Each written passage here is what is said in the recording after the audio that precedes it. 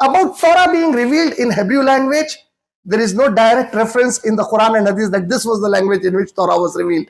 What we understand from Quran and Hadith is it was revealed to Musa alayhi salam.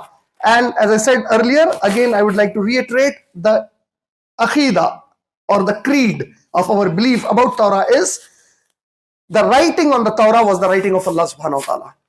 When you read Surah Araf, Surah number 7, ayat number 142 to 146, Allah said, and وَكَتَبْنَا, and we wrote the Torah for Musa alayhi salam.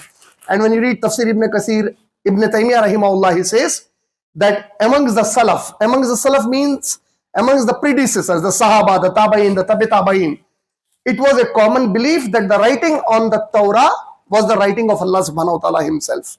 And this was given to Musa alayhi salam, not like the Quran. It was given in a written format on tablets, on slates. And this is a common belief between Jews, Christians, and the Muslims.